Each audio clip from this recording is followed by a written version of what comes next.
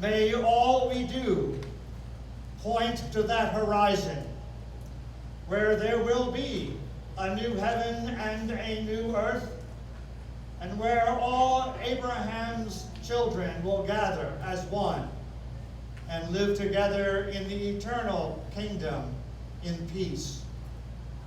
We ask this prayer as we ask all prayer in God's name. Amen. Amen.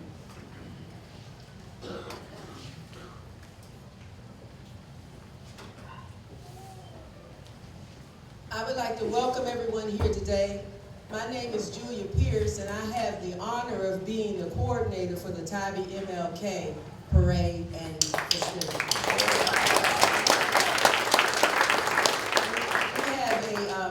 We have 27 people on our membership, but you know, like anywhere else, 27 people, we got 10 good folks who do all the work, but God is good. God is good, and I'm so happy that everyone is here. I'm doing the welcome, and what I want to say is welcome, welcome, welcome.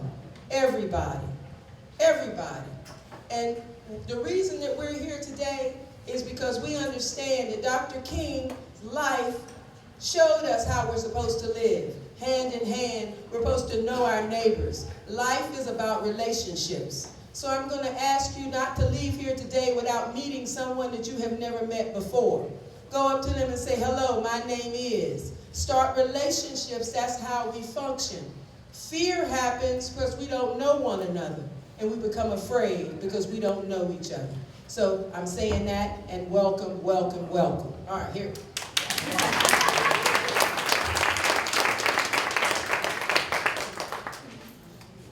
We're going to have our statement of purpose, and our statement of purpose is from Mr. John Feeney. Mr. Feeney is the executive director of the EOA. The EOA stands for Economic Opportunity Association. It's the association in Savannah that helps people, all people who need help. And so I'm so glad that he's here, and he's going to come and speak with us. Mr. Feeney. I want to thank Ms. Pierce for that excellent introduction. I'm not running for office, ladies and gentlemen. As a matter of fact, I won the race that I ran for this year. I was running for cover. And I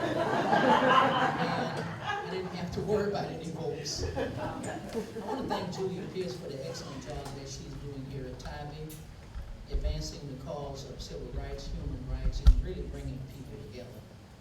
Our purpose here today is built around one particular concept, the concept of love. And that's the concept that Dr. King preached throughout his career. Even though he met with a great deal of adversity during his time, he always talked about love. He was also a dreamer, and that's the reason why we're here today, is to keep that dream alive. Some of us may recall another dreamer of over 2,000 years ago. A statement was made about him: let us kill the dreamer and throw him in a pit. But as many of you know, that particular dreamer not only survived the pit, but he advanced all the way to the palace and had enough love and compassion in his heart to come back and feed his family and his enemies during the time of desecration of agriculture. Another American once said that the work goes on, the cause endures, the hope still lives, but the dream shall never die. The dream that we will find a way to reconcile our differences without resorting to violence. Dr. King resorted to love.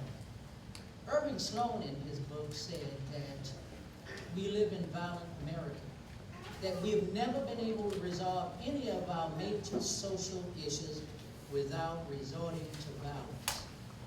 And Sloan in the first chapter points out the whiskey rebellion. Many of the other rebellions are farmers up in Massachusetts. And all of the types of rebellions that America has undergone, we still have not been able to resolve any of our major social issues, Dr. Dozier, without resorting to violence. He goes on to say, we found it easier to crack skulls and spill blood rather than sit down to the table of fellowship and reconciliation. So we know that love always transcends. And so in this new year, as we celebrate, I want each of you to take these three things with you: hope, love, and faith. The greatest of these is love. Faith investigates, hope hesitates, but love fascinates. Faith looks, hope listens, but love feels. Faith obtains, hope retains, but love sustains. Faith observes, hope conserves, but love preserves. Faith steps out, hope steps in. But today, in the name of Dr. King, concept of love, we shall overcome and we shall keep stepping on. Thank you.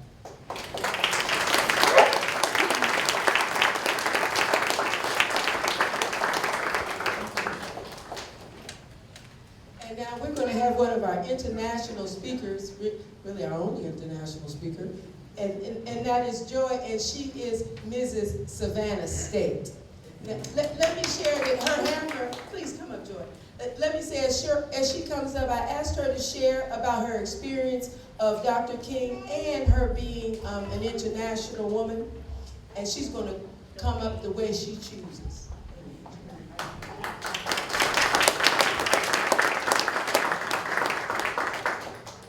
Good afternoon.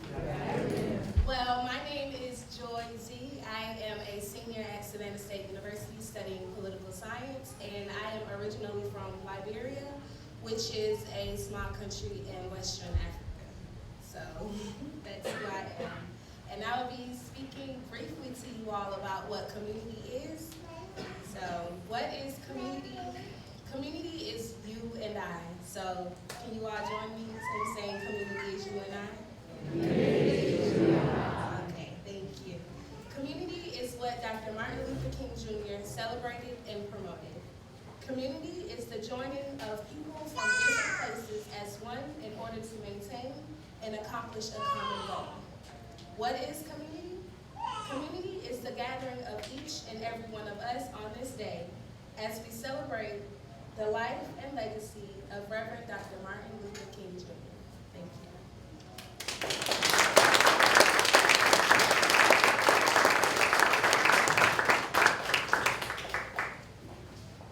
And next we're going to have a friend of mine, and her name is Melka. She's been on Tybee a very, very long time, and her name is Melka Rosen, and she's going to come in her way.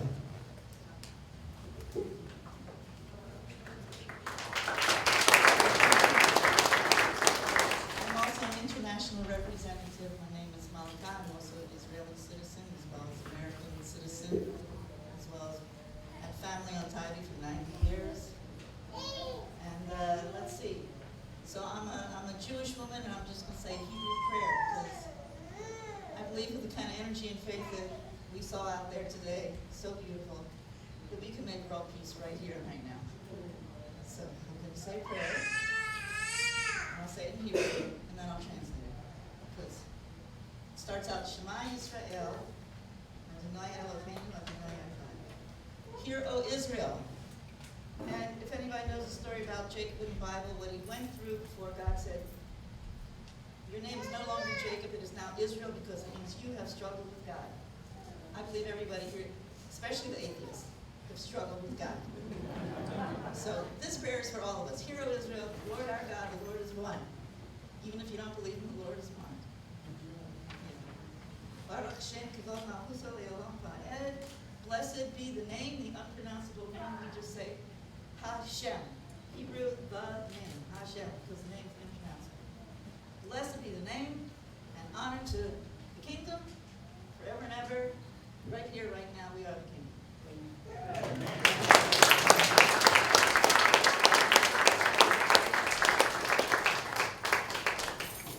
The wonderful thing about putting on a program like this, you get to meet people that you've never met before. Like I asked all of you to do, me putting this together, I got to meet a very, very impressive fellow that all of Savannah knows. I'm out here on Tybee, and oftentimes I get isolated from Savannah. Because I'm, once I come across the bridge, we don't want to go back across the bridge. It's just what we do, right?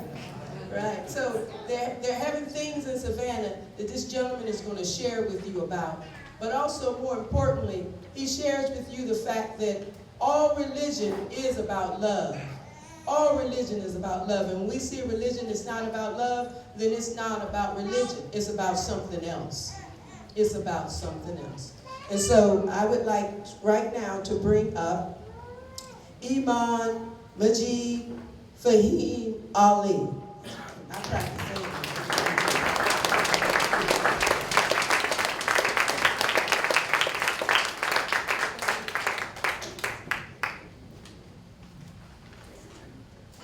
Thank you very much, Ms. Pierce. As Ms. Pierce has actually indicated, we had the golden opportunity, as I see, to have met less than 2 weeks ago, actually, and we connected immediately because of certain principles that I believe to be universal principles that we discussed briefly, and as a consequence of that, I think we have formed a permanent bond that will last beyond the lifetime. And I really appreciate her presence. I had an opportunity to meet her husband. Where is he? Yes, he's a fantastic man. Very good, yes. Yes, very nice. Wonderful journey. I'm honored to actually be a part of this, and please pardon me if anyone sees this, I'm going to tell you this, I have my notes on the back of the receipt, and I have a history of doing stuff like this, so please excuse me for my lack of orthodoxy.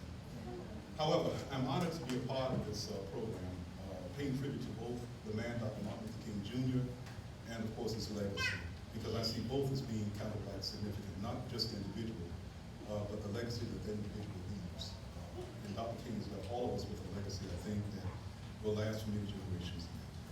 It is my opinion that Dr. King was an extraordinary, that he had quite an extraordinary vision. A vision that encompassed hindsight, insight, and foresight, making him a man of circumspect awareness.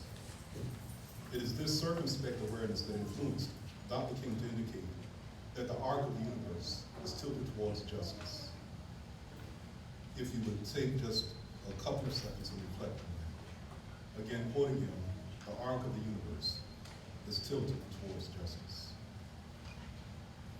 The justice of which Dr. King spoke was/is one that embodies the principle of inclusion.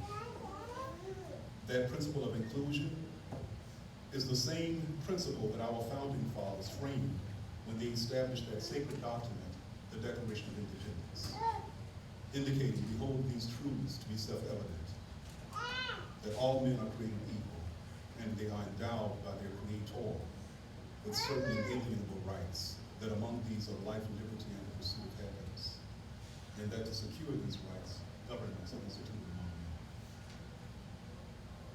The concept of inclusion and how essential that is as a founding principle upon which our nation itself has been established.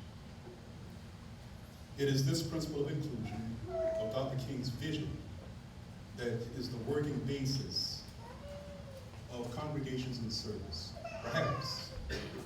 Perhaps most of us who are here now are not aware of this. But it's actually a program that was started by Pastor John Finley, not John Finney, but John Finley of the First Baptist Church in Savannah, Georgia. It's in the downtown area. And he approached me back in 2008, pardon me, and he indicated that there was an effort on the part of the different religious groups or churches in Savannah that believed that volunteerism is the rent that we pay for being here on Mother Earth. And as a consequence of that, he indicated to me that because of funding, cutbacks, etc., that there were many social service organizations and other groups that were suffering from lack of funding, therefore many of the projects or the work efforts that they had were not being fulfilled. Subsequently, individuals in the religious community, basically the Christian community, began to provide volunteer services. Well, Mr. Finley said to me, I wonder if the Muslims would be interested in this. I said, would we?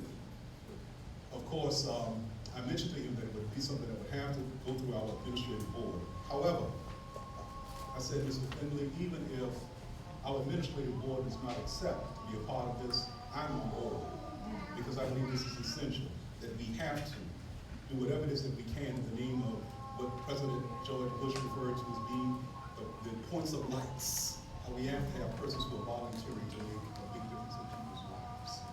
Take that out of the equation, and much of what it is that is accomplished will never be accomplished. Subsequently, in 2008, the mosque where I serve as imam began to join Christians and Jews in providing volunteer service to social service agencies and other groups in the city of Savannah, so that we can make our small contribution towards making conditions better for Savannah's private citizens. Moreover, in 2010, Temple Mikveh Israel, which is the oldest Jewish synagogue in continental, or at least in North America, in the United States of America, I think, and I believe that there might be some dispute as to whether or not it's Mikveh Israel or whether it's the Reformed synagogue that's in Charleston, South Carolina. At any rate, Rabbi Arnold Belzer at that time and myself, we got together as a consequence of receiving communication from John Ruby, who was up in New York. It is an international effort wherein Jews and Muslims were getting together the third Saturday of each November to have dialogue. Because in the absence of having dialogue, in the absence of being able to talk to each other, what are we going to accomplish? They have summits. You know, nations go to war, and oftentimes the leaders of those nations, they have summits to see if we can't resolve these matters and let us spill ink rather than spilling blood, the blood of mankind. So, Mr. Ruby wanted to know whether or not we would be interested in Savannah to actually hold such an effort. It was called the Weekend of 20. Rabbi Belzer and myself said immediately we responded, and subsequent to 2010, now that Rabbi Haas is the rabbi at Congregation Mikveh Israel, we've been having this type of effort, wherein now it is expanded to not being just the Weekend of 20, you know, the twins, Ismail and Ishaq, Isaac and Ishmael. We spoke with Billy Hester, some of you may know him, and Billy Hester wanted to be a part, Asbury United Memorial Methodist Church. At any rate, he wanted to be a part of this effort, so we decided locally that we were going to have a weekend of tripleting. Now that's not really a word. If you go to the dictionary, you're not going to find it. So we've called that particular term a weekend of tripleting, because not only do Jews and Muslims have our heritage traced back to Abraham, Christians do too. So why exclude Christians from the dialogue of the conversation? So now since 2013, 2012, 2013, at any rate, 3 years, do the math. For the past 3 years, we've been having the weekend of tripleting at Congregation Mikveh Israel, where Muslims, Jews, and Christians come together for the purpose of establishing dialogue and finding our common denominators rather than those elements or those areas where we meet. And of course, today, here we are. We stand belonging to different faith traditions, and perhaps even to no faith tradition, I don't know. But we stand today belonging to different faith traditions, yet together, we are seeking to make our incremental, our small contribution to the end of improving the human condition on, quote, metaphorical Mother Earth. It is my hope that humble efforts such as these will continue until the day of judgment. God's peace be upon you. Thank you.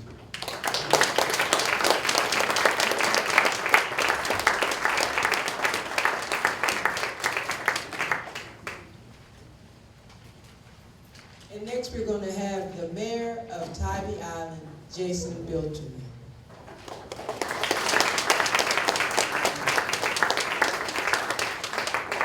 Before I introduce Walter, I want to thank Julie on behalf of the entire community. Thank you for making this happen.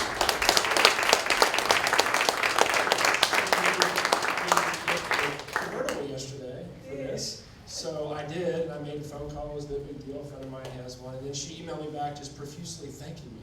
Like, why are you thanking me? You're the one that does this. You and all of the folks who make this happen. Thank you so much for doing this. It's a great thing for Tybee. I have the honor of introducing Walter Parker. Does anybody know how long Walter Parker was mayor of this island? Barry, you want to guess? 16 years. 16 years, that is correct. Our Grand Marshal served as mayor for 16 years, and prior to that, he served on council for 2 years. And Walter was instrumental in making a whole lot of things happen, many of them behind the scenes, very quietly. You wouldn't know that he did it. The beach renourishments that we have out here. Walter got the Beach Task Force going, the Tybee Beautification Association. He wanted to make that happen, and he made it happen. Walter's a great guy, has always been a friend, never seems to age, is just a good man. You and your wife, Walter and I were debating, what was it, 10 years ago. We were running against each other. Very friendly race, and we had our debate. I was behind my little lectern, and Walter was behind his. And at the time, I had a 2-week-old baby.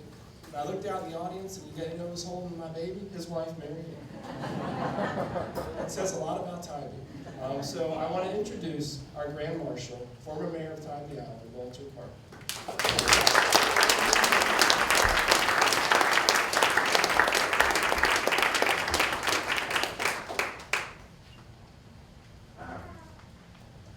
What a good group I see out here. It's a great day to be on Tybee, isn't it? Any day is a great day to be at Tybee. And I always felt like Tybee was something a little special and a little different. And, you know, you might go out here and see a fairly new house, maybe worth $500,000 or more. Right next door, you have a 1930s or 40s beach cottage, right there. And everybody gets along well. They are neighbors, and it doesn't matter. But if anybody happens to have a problem, you're sick or whatever you've got, the neighbors, all of you, that come to the aid. If it's a financial situation, people of Tybee can put together a fundraiser in about 2 minutes. And I think that's what makes Tybee unique. I think if Dr. King were to be here now, I think he would be fairly happy with what he sees out of the people of Tybee. And it was certainly my pleasure and my joy to serve as mayor, even though this grandchild age beat me. But he did it fair and square, and it was time for me to go. Thank you very much. May God bless you all.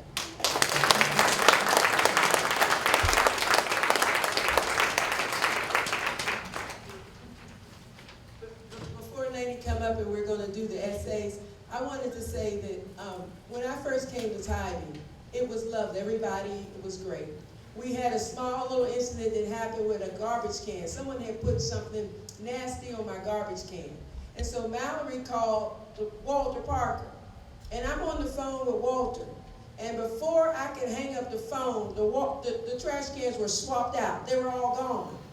And with new trash cans there. The point I wanted to make is very receptive. He was always there. And now, since we started TybeeMLK, he's been, every time you ask him to do something, he does it. Yesterday, I couldn't go on television to talk about what's going on. I said, Walter, last minute, Walter, will you please go to WTOC at 9 o'clock in the morning and take care of that? He says, Julia, if you need me to, I will. And so, I love you, Walter Parker. Thank you.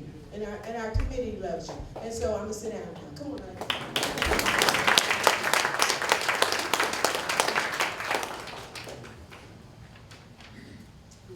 For the third year in a row, TybeeMLK has sponsored an essay contest. This year, Mrs. Tammy Smith's fifth grade class at the Tybee Island Maritime Academy participated in the contest. There were 3 prize winners. The students saw a video of Dr. King's I Have a Dream speech and wrote about what it means to me. First place was Micah Miner, who gets a certificate of $50. Second was Mackie West, who gets $30, and third was Morgan Churchill, who will get $20. First place winner, Micah Miner, is here today, and he will read his essay coming up, Micah.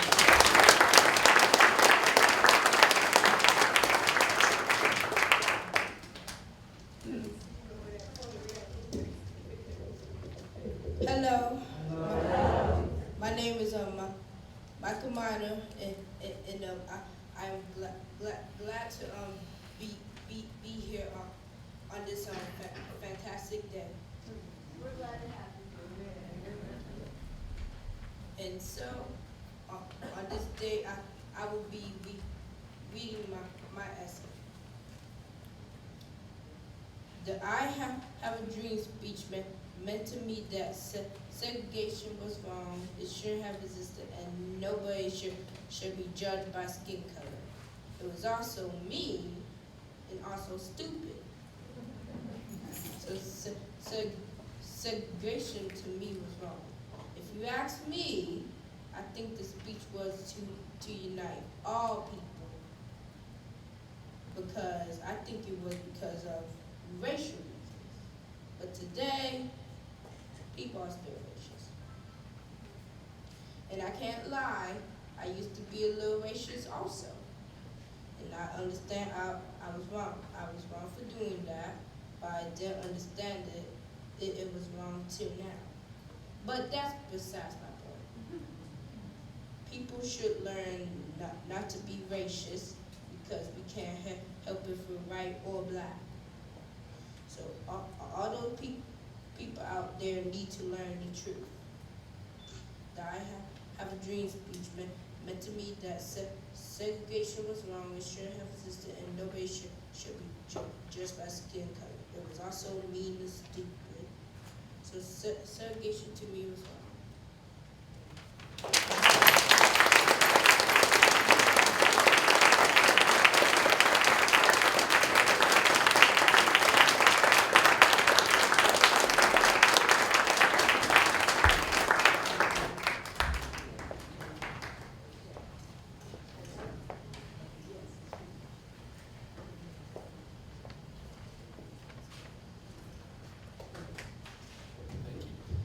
I now have the honor of introducing our congressman, Buddy Carter. Whether many people you may not know this, Buddy served as the mayor of Pooler for a number of years. How long were you mayor of Pooler for, Buddy? 9 years. 9 years as mayor. And Walter and I can attest, being mayor ain't easy. He then served in the State House and then in the State Senate. When he was in the became a state senator, he became Tybie's representative.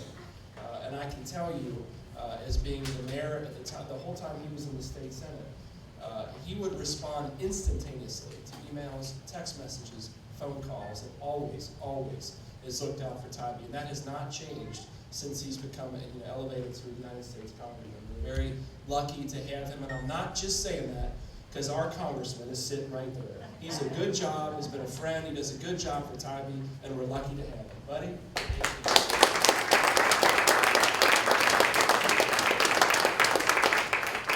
Well, thank you, Mr. Mayor, and thank all of you for being here, and thank you for having me here. You know, there are very few times that I feel underdressed at Tybee, but today I felt underdressed. I don't know if that's even possible. Is that possible? I don't think that's a possibility. You know, it's always an honor to participate in a Martin Luther King Jr. parade, whether it be on Tybee Island, in Savannah, or wherever. It's always an honor, but it's especially an honor today because of your Grand Marshal, Walter Parker, my friend. Walter and I were mayors at the same time, and I can tell you, he loves Tybee Island. He loved it then, he loves it now. We are blessed to have had you for so many years, and thank you. And now we're blessed to have him in Bloomingdale as a customer of mine, by the way. I appreciate that. You know, it's very special while we're here today, and that is to honor the legacy of one of the truly great leaders in the world that we have ever known. And what Mr. Finney said earlier, I think, is something that we need to concentrate on. We know about Martin Luther King. We know that he was the leader of the Civil Rights Movement. We know that he was the one responsible for passing the Civil Rights Act and the Voting Rights Act. Both of those important pieces of legislation in our country's history. But perhaps one of the things that we don't remember, and that we need to remember more so today than ever, is that Dr. King was perhaps the world's greatest advocate of nonviolence. And that's something we need in our world today.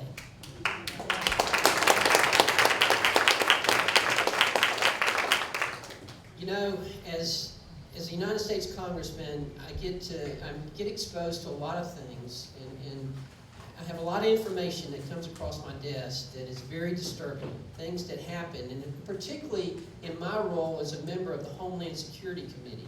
You know, I'll be quite honest with you, there are times when we have committee meetings in the Homeland Security Committee, and we have listening sessions where we go in and we go into a soundproof room. We have to leave all electronic equipment, and we're shared things that happen in our world that most people don't know about. And I can tell you, it is scary, very scary. It's a very scary world we live in today. But when we look back to a leader like Martin Luther King Jr.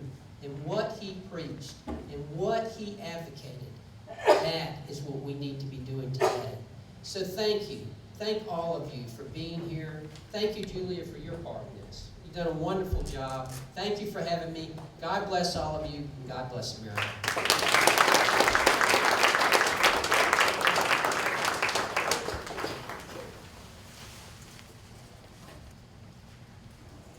Okay, we're going to have a very special part of the program, and Buddy Carter, you're going to come up too. What we're getting ready to do is do something very special for Tybee. TybeeMLK Committee for the 3rd year has the Humanitarian of the Year Award. And this year, the Humanitarian Award is going to go to, they're going to tell you. They're going to tell you. They're going to tell you. But they're going to tell you. No, I won't let them tell you. I know, I'm not going to. But what I want to say, though, is, like they were saying, Tybee's a special place, and people come together to help one another. Many people who don't live on Tybee think that everyone on Tybee is affluent, and that's not true. That's not true. And so we have people on Tybee that help out. We help out one another. And having said that, I'm going to let Lisa and them come to do what they're supposed to do.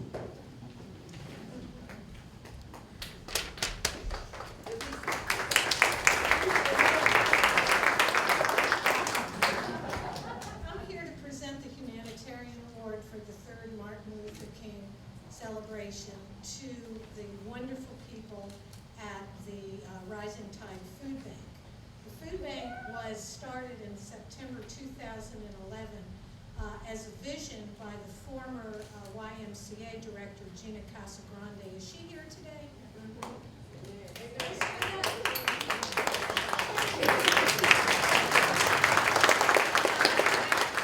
At a board meeting, Gina put forth the idea of having a food bank for some of the residents of Tybee Island, because there is no reason why anybody should go hungry. And she based it on the model that was started in Pooler. And this idea was immediately taken up by Joey Burrell, who then worked with Roxy Hogan and Carolyn Smith to get the food bank up and running. It's still supported by the YMCA with our present director, Haley Hill. Is she here today? Haley?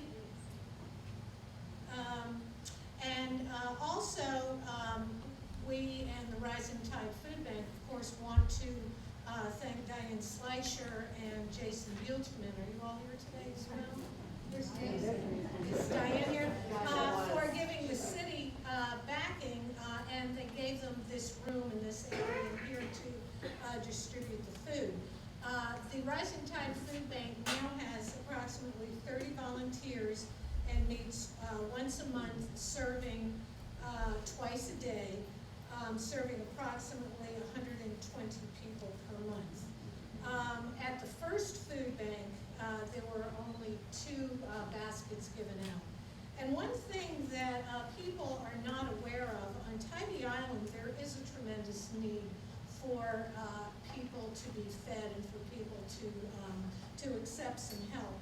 For example, we have a number of workers that live on Tybee Island, the people that serve our food, the people that clean vacation rentals, that work for the city, and in general, approximately 1/3 of the people served are seniors on fixed income, 1/3 are single people, and 1/3 are families with children. So there is a great need for some help.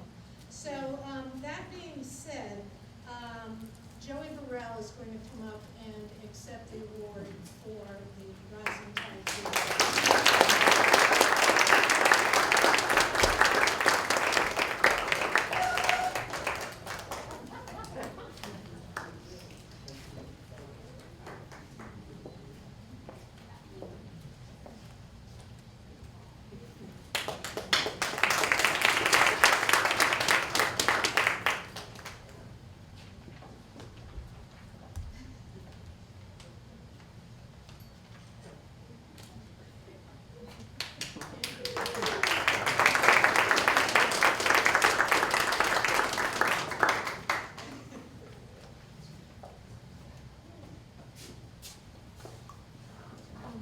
Thank you so much. On behalf of the pantry, the executive board, I am honored to accept this award. Julia, thank you to your committee. And I'll just have to read because I'm getting a little emotional here. The Rising Tide Community Food Pantry is an organization that believes in hope. We know that a rising tide raises all ships. We hope that we can tide people over for a little while in need of food. We could not accomplish any part of our mission without the inspiration and help from other important people and organizations. Jean has already been mentioned as our inspiration for starting it, and Haley Hill, who's keeping it going here at the Y. Diane and Jason, thank you so much for supporting us and giving us the space. And this grocery cart over here, if some of you have been noticing it, is an example of what a couple will get. So if there's a family of 5, you can more than double it. We can do this because Mike Hosty and his unending generosity from the Tybee Market, Karen Kelly and her party called Girls Night In, which is just a wonderful time for us ladies, AJ's Restaurant and their famous Christmas Tour de Lights ride, the Tybee Maritime Academy and their paper drives, the Tybee churches collecting specific items of need, like peanut butter, the community garden growing fresh veggies just for our clients, all of our donors giving money and food items, the pantry executive board, and all of our volunteers. It takes 50 hours of volunteer work to put on our distribution, one day each month. We are Tybee people helping Tybee people. Thank you so much.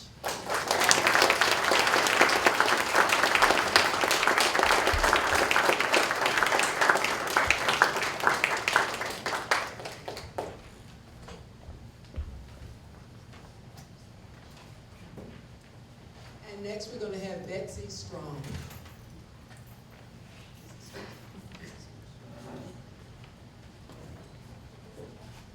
Well, as Julie said, my name is Betsy Strong, and I am here to introduce Dr. Cheryl Davenport, who is currently the 13th president of Savannah State University.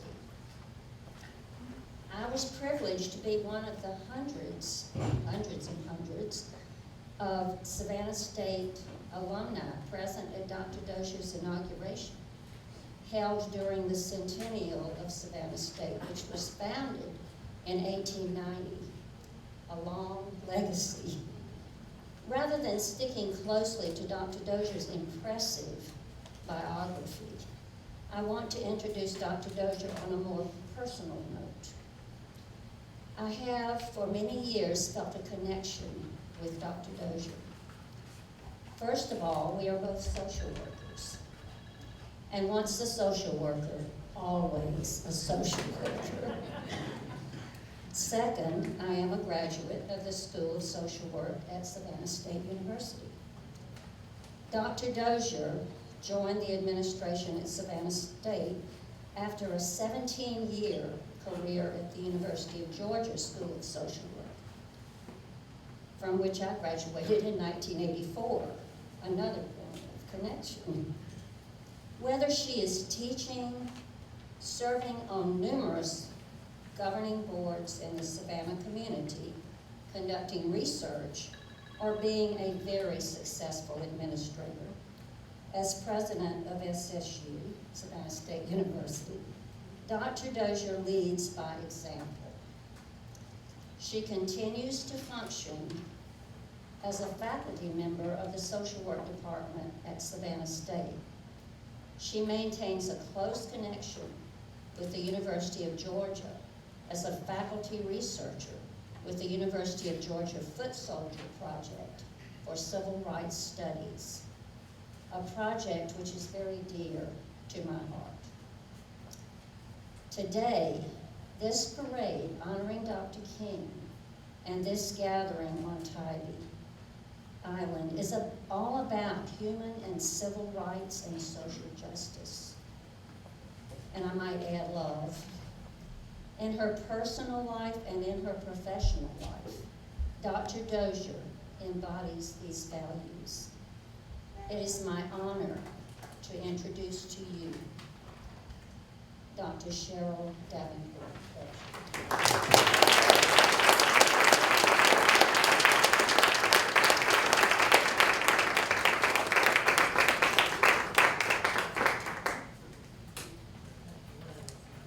Wow, that was wonderful. I thank Betsy. As a fellow social worker, I have another mic on that I'm supposed to turn on, so let me see if I did that right. Okay, green light is on. Am I right? Okay. Good afternoon. And it is a great afternoon, and thank you. And I don't know what your background is, but we give you an honorary social work degree because it takes a social worker to do this kind of work. So thank you. Here's my social work. Okay? Mayor, former mayor, to my dear friend, Buddy Carter, as our congressman. Buddy did so much good work for us in the State House for Savannah State and continues to do that because of his commitment. Thank you, Buddy. All that you do. But he has a better half also, who does a lot in doing what we do in education, so we're so grateful to that. To the former mayor, to my dear friend and alum of Savannah State, Mr. Finney. I don't think I have to say much. Mr. Finney did such a great job, and the young man doing his essay, a future Savannah State student, I know. We're just so proud of you. I always have to recognize that whenever I stand, we celebrated 125 years of Savannah State this past few months, and 1890 to 2015. So there are some other alumni in the house. Let me just have you give a wave, and I greet you because I stand on that legacy of Savannah State. We have some of our faculty, Professor Kai Walker and Professor Norbert Chandler. Am I missing anyone else who's on the faculty? And our Vice President, Dr. Carl Walton, Mr. Desmond Stowe, our Director of Student Life. Desmond, thank you, because our Queen wouldn't have got here without you and the parade, and if you saw our marching band and our students, and we're just grateful to that, to all that we do. So I do bring you greetings on behalf of those that came before me, those 12 presidents, and a number of them are still living and with us, and on behalf of all of the alums, but mostly the almost 5,000 students that are part of our great institution. Savannah State, as many of you might know, is the first institution of higher ed that was here in Savannah, and it started in 1890s and continues today. But we are one of the 30 institutions of the University System of Georgia, and we're proud to be one of those that continues to reach students that come with all different walks of life, that have all different kind of educational needs, and they graduate to be phenomenal future leaders that we have for our community. So I want to just kind of lift up one or two quotes of Dr. King and see how that fits with us today. I always say that and I want you to know that I had an earlier speech. I spoke at a luncheon where there was lots of young people earlier today, and I start out by saying that there's a group of us that are a day over 50, right? We're a few of us in here, a day over 50, just a day over 50. And then there's a group that's younger than us. I always want to talk to that younger group because while we're still moving, we're getting tired. And the future, as Dr. King, is that the dream lives on in those that are younger than those of us who are a day over 50, right? Just a day, right? Just a day. One of Dr. King's quotes says, if you can't fly, then run. If you can't run, then walk. If you can't walk, then crawl. But whatever you do, you have to keep moving forward. So we have to ask ourselves, have we continued to move forward? Well, I believe that we have, and we know that there are so many things that we can talk about that has been done, that we can see the progress. But when we talk about the legacy that Dr. King left for us, we have to begin to wonder why there, in some ways, there are some issues where we're still crawling. Congressman, you touched on one of those, violence. Why are we still seeing so much violence in the world? We have violence over religion. Here, Julia, you brought together the religious community, and all of us could nod and say amen to either prayer, no matter what the denomination was, because all of our religious groups are based on a creator and love, and we believe and we all recognize that. But so much blood is shed. In the world, violence over a disagreement of faith, of a belief system, and sometimes just a disagreement, Mayor, on what belongs to me and what belongs to you. Sometimes there's violence just because you diss me. Disrespect causes violence. Why? If we're moving forward with Dr. King's dream, we have to begin to say, how do we begin to eliminate violence? When we look within our community, we have to look at there's, so much we can talk about that has improved. Our young man who won the essay talked about that segregation. There's no more legal segregation. You're absolutely right. And you're right, it was stupid, right? Absolutely right. We can all laugh about that now. But sometimes there is segregation by choice, not based on race, but based on what people have economically. We believe that people that think like us, have what we have, don't have what we have, are better than to be around than others. And it's usually just because we haven't taken the time to get to know. We're producing global citizens at Savannah State, and our students are living side-by-side students from all over the country and all over the world who come and they get to experience students from China, students from other countries in Asia, students from all over Africa, the Caribbean, the European countries as well, that living side by side each other. And sometimes our students, when I meet with our international students, some are just learning English for the first time. But they're at Savannah State and they're thriving because they have something in common, that hunger for their future, for education, for being successful. So they're able to begin to communicate. You put young children, my grandson attended a Montessori school, and he's now 12, but I remember that one thing that I loved, and my first degree is in early childhood education, so I understood that something about Montessori allowed kids to go into different parts. If this was a Montessori room, there would be this part over here that you might be doing Legos and you're learning how to build, and you might be doing a math project, and you might be doing something in every different corner. So you gathered by your interests and you moved around because you learn at different levels, at a different pace. And it didn't matter what that other person looked like, whether it was a girl or a boy, no matter what their color hair, or what their race was, or what their language. What was in common was that you both enjoyed doing that together. We have to make sure that our children today recognize that they are seeing kids of all walks of life, that they're not being segregated because there are choices being made, that there are kids who are not in public school, kids who are not in private school because they don't have the means, kids that are homeschooled who aren't interacting with all other kids, because we feel that we want to do what's best for our child based on what our means are.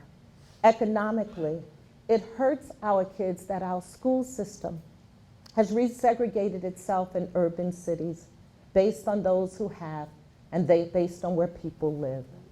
So while segregation is no longer part of the law, it happens because of how people live economically. That hurts us. We have to figure out how to address that issue so that we should not. We know that if Dr. King came back, he would be disappointed in that. December 1st, 1955, which was 50 years ago on December 1st, 2015, a month or so, 40 some days ago, Rosa Parks gave up her seat on a bus. She was tired, but she also thought that law was stupid, that she couldn't sit there. And Rosa Parks went on to be a heroine, and one of our faculty members left not too long ago to become in charge of the Rosa Parks Museum at Troy University.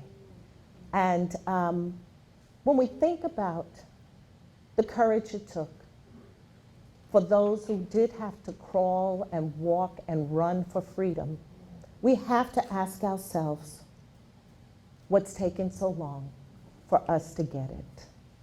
What is it going to take for us to make a difference in the lives of the young people who are going to have to make the decisions for our future, for our grandchildren, for your baby that's now, I guess, 10? Okay, I have a grandson who's also 12. What's this world going to be like for them if we don't show more of that kind of love and courage that Dr. King and the Rosa Parks showed? When I look and I see the future every day, we welcomed another close to 300 new students. We have about 400, Dr. Walton, coming in, new students transferring to us, brand new freshmen, and some graduate students that joined us in this semester that will kick off on Monday. What is the world like that we are leaving them? They're coming ready and energized to make a difference. But we know we have a lot to do. We still have a lot of work that we must do to make this the place that we all believe in, that dream. Progress is happening, but it's not just up to our politicians to make the difference. It's up to each and every one of us. We have a Rising Tide newspaper because of our marine science program and what our marine science students come out here and believe that we have to make sure that the beach is safe and we protect the wildlife that is there. Our students give back here because this is something that they believe in. When our students do service, and if you don't have our students as part of your Rising Tide project, please let us know, because that's one of our community service programs, is for our students to participate in community activities. They are tutoring. The Queen has programs, and y'all are working with young children in schools, I believe. Is that right, Queen? Doing the tutoring and setting the example. And the young ladies want to know, how do they become a queen at a university? What do you have to do to be able to do that? This year we had our first Mr. 1890, so he represents that 125th year. They're not ready to say we're going to have a king of Savannah State, but we got a Mr. 1890. That's where we are now. But when the young children see them as role models of their future, not all of us knew that we would have the opportunities we have today, but somebody did crawl, walk, and run for freedom. One of the quotes that I love by Dr. King says, "Injustice anywhere is a threat to justice everywhere." Well, there are lots of injustices. Some you're going to get to make a difference with, buddy, in your role as Congress. That's why we're so happy that as you moved up from mayor to the State House, as was already said, to Congress, there's some things we got to do different there. There's some injustices that we need to make right. And it's not about the political party. It's about knowing what's right for us. America was the leader of this world in education, in economics, and we're losing ground. We shouldn't be. We must make sure that education is first. Education is the equalizer.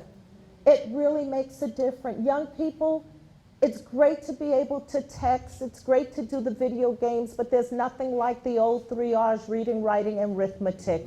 We abbreviated. That was our slang. The problems that have to be solved in this world need minds that are going to be able to read and comprehend what you're reading. No child should go to bed hungry. No child in our county, in our communities, on Tybee, in Savannah, anywhere in Pula, should be hungry. No child should be abused just because their parents might be homeless, their parents might be addicted, their parents might have mental health issues. No child should not have a book to read. No child should be afraid that somebody is going to assault them and not have a safe place to go or to tell someone. We have work to do in our community because we do have children that are suffering. We have adults that aren't able to parent, and we have some older parents that need to be parented and taken care of because they're in their seasoned years. There's an African proverb that I like, and it says that if your parents took care of you when you were teething, we have a responsibility to take care of them when they lose their teeth. Well, us that are 50 plus a day are soon going to be losing our teeth. So if we don't raise this generation of young people right, there won't be anyone that will take care of us. And take care is not physically taking care of us. It's taking care of this world that we live in. We have an awesome, awesome responsibility. It's up to each of us to figure out what will I do and then what will we do. You have already taken a step here at Tybee. I love the fact that it's about human rights. It's about what is the right thing for us as human beings to do for each other. It's not about the I, it's about the we, the collective. And for the collective good, you come together each year. And we will be celebrating and in parades and marching, and then we'll see all of that this month. And what happens next month? And what happens tomorrow? So I suggest that today, that we think about the courage it took for those who marched, crawled, walked, and ran over 50 years ago. For whatever freedom that was, not just civil rights here, but for all of the type of human right atrocities that impact the world. What kind of courage is it that it's going to take today? What kind of courage do our young people have to stop the bullies? And how are we going to help them to recognize that they are worth more than what some that are on the street may say that their life is worth? We have to value and show the value in each other as human beings, not just in the material wealth that sometimes we accumulate. I have an uncle that's a retired educator, but in my family that's in Stewart County, Georgia, about 40 miles south of Fort Benning, we've had a funeral home business since 1947. And I don't know that if you know people who have funeral home businesses. I used to spend every summer on my grandfather's farm, and the only phone was at my uncle's funeral home. So if I wanted to call my parents back in New York and talk to them while I was down for the summer, we had to go there. And I was petrified because I never knew then when there was a dead body there, and the funeral home was his house. The house was the funeral home. And they would say that they know where all the bodies are buried in Stewart County. So if you've had a funeral home business for over 60 years, and it's one of the few black-owned funeral home businesses, you kind of know that. But one of the things that I did learn, and watching my uncle and having this business, was that he said that there was a way he had to treat people while they were living so that they would trust him to take care of their loved ones when they died and passed on. Well, I say to us, our legacy to Dr. King is how we treat people while we are living and while they are living. How we treat them is going to be that legacy, the best legacy we can have. It's not leaving material goods. As my uncle said, you couldn't take a Cadillac attached to the hearse when you were getting ready to bury someone. So all that material stuff is going to stay. But that legacy that lives on is what you did for that fellow human being when they were in need. So let us each continue to each one, reach one, teach one, and we're going to make a better today for the future. Thank you. Thank you.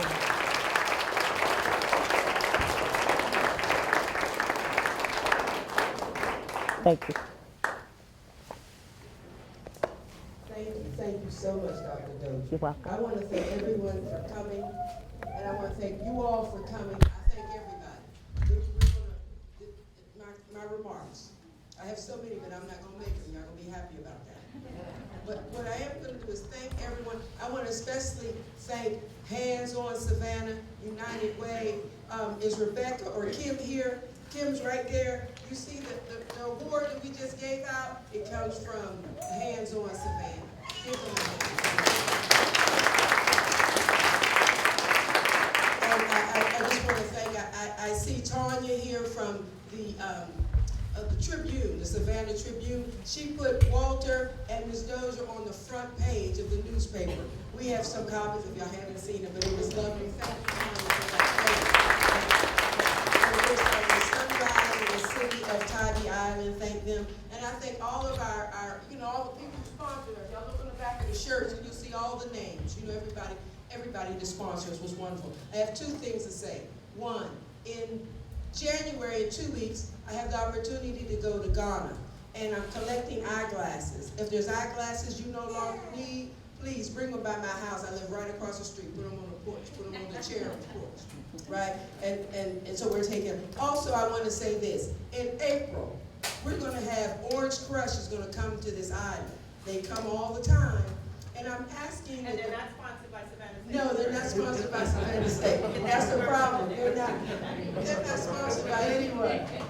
They show up, and we can't do anything about it. What I'm asking the citizens of Tybee to do, the committee, the MLK committee talked about this. We're asking everyone on Tybee to do the quirky thing that we do, show up in something orange. It doesn't matter what it is, an orange hat, an orange pair of pants. Show up. This is our community. Do what we do with everyone who comes to Tybee.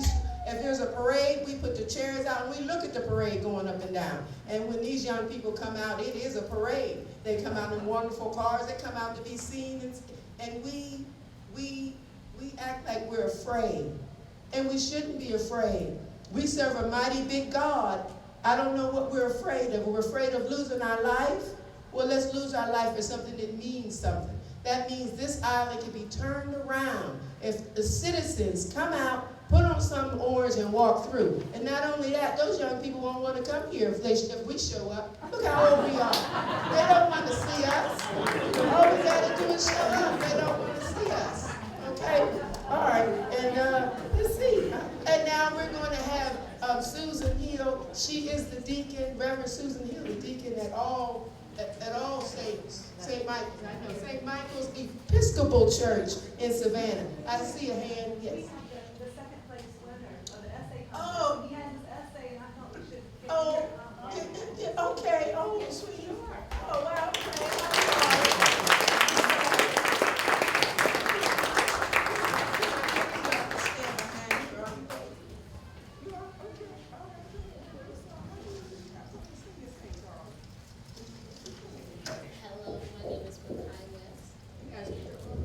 Hello, my name is Makai West, and I'm going to read what I think about Martin Luther King Jr. speech and the impact it had on my life.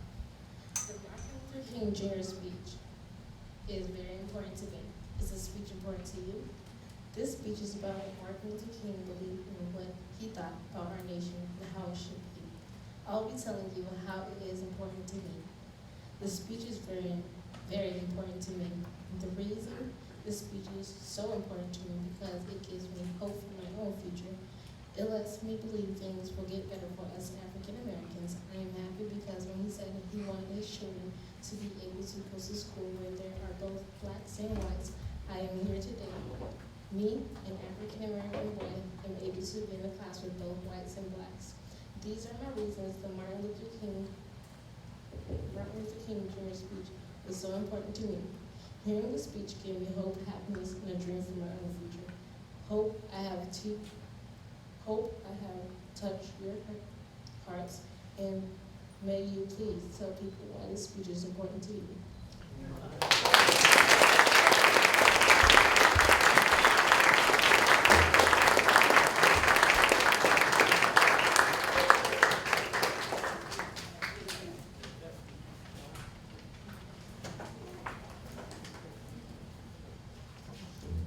Julia has given me the job of sending us out into the world in peace. In a speech given by President Jimmy Carter to the Parliament of India in New Delhi on January the 2nd, 1978, President Carter states that Martin Luther King Jr. believed that truth and love are the strongest forces in the universe. King also believed that ordinary people, just like you and me, armed with only courage and faith, can overcome injustice by appealing to the spark of good. King practiced nonviolence as a way of life and as a spiritual path to the union with the ultimate. Martin Luther King set a standard of courage and idealism that we still work toward today.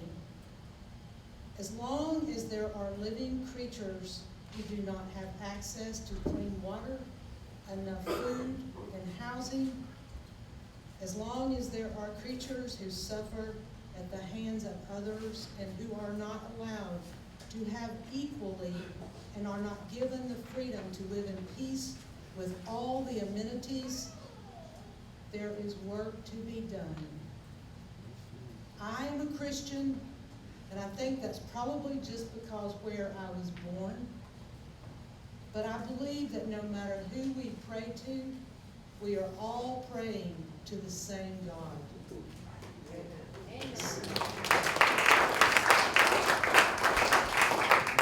So I ask you to close your eyes, to open your heart, and pray to the God you pray to.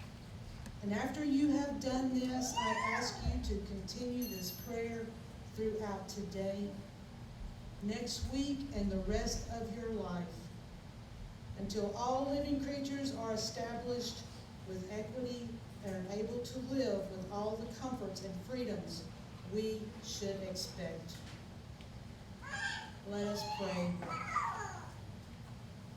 Gracious Creator, gracious Almighty, we come before you offering ourselves as people who seek peace and justice for all living creatures. We give thanks for the work and life of Martin Luther King Jr.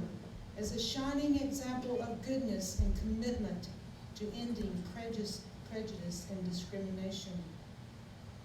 I ask that you guide us in ways of love so that we too may in our life, actions, and truths overcome injustice in ways that are non-violent and promote peace and goodwill to all living creatures.